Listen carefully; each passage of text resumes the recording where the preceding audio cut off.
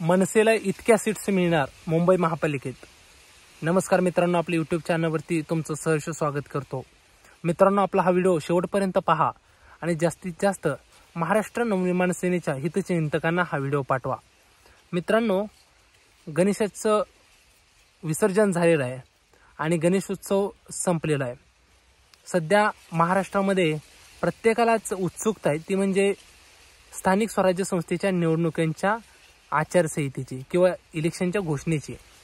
गेली 3 वर्ष झालं महापालिका असतील किंवा स्थानिक जिल्हा परिषद पंचायत समिती असतील, प्रत्येक ठिकाणी प्रशासक बसवलेला आहे आणि प्रत्येक वेळेस सरकार ह्या निवडणुका काहीतरी कारण दाखवून पुढे ढकलत आलेला आहे।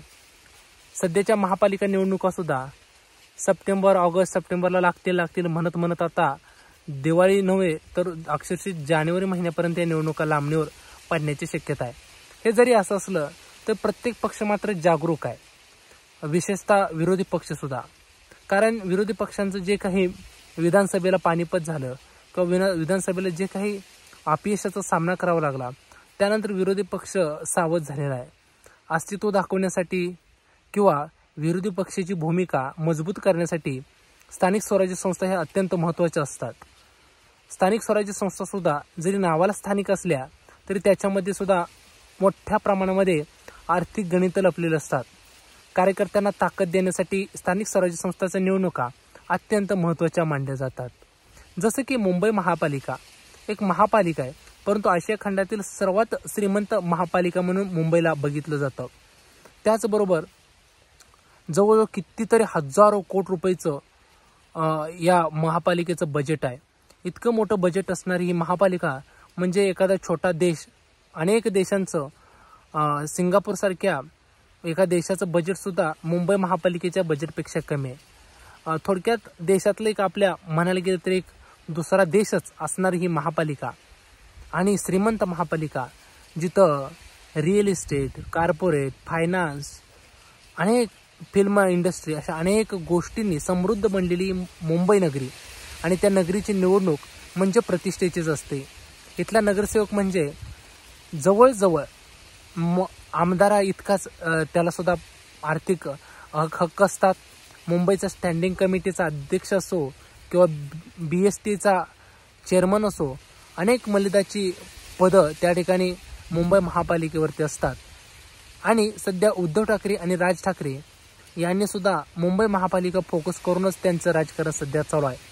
राज ठाकरे सतत मनसेच्या प्रभागाध्यक्ष असतील, विभागाध्यक्ष असतील, यांच्या मीटिंगा भरवत आहेत, वेगवेगळ्या कार्यक्रम अटेंड करतायत आणि पक्ष कशा पद्धतीनं संघटना बळकट होईल याचीच चाचपणी सध्या सन्माननीय राज करतायत। राज ठाकरे यांचा 18 वर्षाचा प्रवास पाहता त्यांना यशापेक्षा अपयशच फार आलं। 2009चा अपवाद वगळता सतत त्यांचा एक आमदार किंवा आता तर एकही निवडून आलेला नाही। हे असं असताना संघटन मात्र त्यांचं टिकून राहिलेलं आहे। मुंबईमध्ये काही बेल्टमध्ये मनसेची ताकद इतकी मजबूत आहे की त्या ठिकाणी किंग मेकर नव्हे तर एकट्यानं किंग बनण्याची सुद्धा तयारी त्यांची काही मतदारसंघामध्ये अनेक वर्ष होती।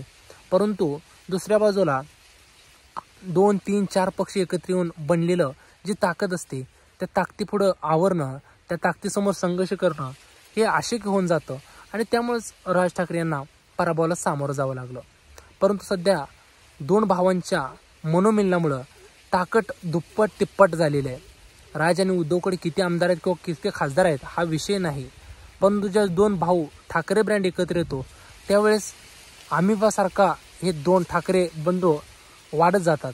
कारण ठाकरे हे करिश्मॅटिक लीडर आहेत, त्यांच्या मागं मोठा मास आहे, त्यांच्या मागं मोठी ताकदीनं एक लोकप्रियता आहे आणि त्यामुळं एकदा हे दोघं एकत्र आले की कोणती गणितं ती दोघं मिळून बदलू शकतात, बिघडू शकतात आणि त्यामुळंच 220च्या समथिंग काहीतरी मुंबईमध्ये जागा आहेत। गेल्या वेळेस उद्धव ठाकरे यांनी 90च्या आसपास जागा मिळवून त्या ठिकाणी बहुमत प्राप्त करून मुंबईवरती भगवा फडकवला। यावेळेस जागा वाटप होताना उद्धव आणि राज हे एकत्र जर का उतरले तर दोघांमध्ये किती जागा वाटणी येतील याची काही चर्चा अजून प्रत्यक्षात उतरली नाही। परंतु उद्धव ठाकरे यांच्या शिवसेनेला नक्कीच जास्तीच्या जागा जातील, कारण आजही मुंबई शहरामध्ये उद्धव ठाकरेंच्या शिवसेनेचं संघटन हे मनसेपेक्षा मजबूत आहे। कदाचित ते एकनाथ शिंदे यांच्यापेक्षा मजबूत आहे, कारण एकनाथ शिंदेसोबत आमदार गेले, खासदार गेले, नगरसेवक गेले, परंतु जो संघटना आहे, संघटनेतला शिवसैनिक आहे, शाखा प्रमुख आहे, तो आजही बाळासाहेब ठाकरे यांच्या विचारांना घेऊन उद्धव ठाकरे यांच्या सोबत आहे. आणि त्यामुळे जवळजवळ 120, 130 जागा किंवा 140 जागा ह्या उद्धव ठाकरे यांच्या पक्षाला जाऊ शकतात आणि जवळजवळ 80 ते 90 जागा ह्या राज ठाकरे यांच्या मनसेला येऊ शकतात. 90 जागा आल्या तर त्या 90 जागा ह्या त्यातील एक 50 ते 60 जागा राज ठाकरे ह्या A+ सेटअपच्या घेऊ शकतात, की ज्या ठिकाणी आपली ताकद चांगली आहे, ज्या ठिकाणी तयारी केलेली आहे, अशा क्वालिटीच्या जागा राज मागू शकतात. आणि साधारणतः 40 ते 42 जागा मनसेच्या निवडून येऊ शकतात, अशा पद्धतीत सध्या अंदाज बांधला जातोय.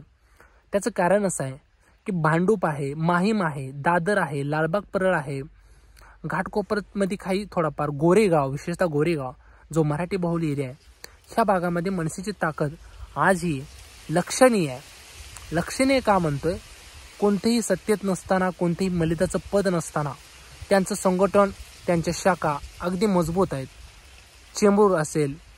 आणि त्यामुळं त्या भागामध्ये राज ठाकरे हे किंगमेकर ठरू शकतात. त्यांच्या बेरजेला उद्धव ठाकरेंची सेना असेल आणि त्यातून जवळजवळ माझ्या अंदाजे 40 ते 42 जागा मनसे प्रमुखांना येऊ शकतात.